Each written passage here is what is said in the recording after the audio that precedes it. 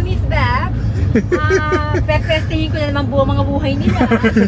Patay sila ngayon sa akin. No offense, Beth. I'm back with my loved ones. Oh, mabuha.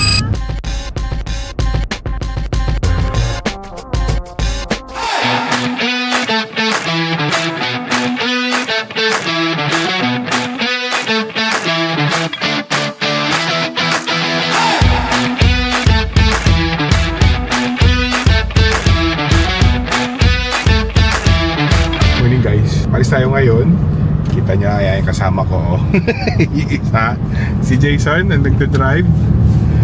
Wala si Don kasi ginigising namin, hindi magising. Ewan ko. Sabi ni Ate Doy, napainom yata. No, ang pangit ng buhok ko. Parang piluka. Parang nakapatong lang. Okay guys, totoo yung buhok ko. Totoo yan.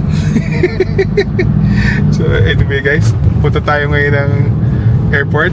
May susunduin tayo guys. Magsistay siya dito ng 2 buwan. Oh, makakalibre ako ng pag-iintindi ng bahay. Pero once in a year lang. 2 months in a year. God, you're getting big na. So guys, ayan na sila doon namin. Ang nanay ko. Hello everyone. Mommy's back. Pepestingin ko na naman buong mga buhay nila. Patay sila ngayon sa akin. No offense, Beth. I'm back with my loved ones. Oh, mabuha. Ayan, yan ang nanay ko.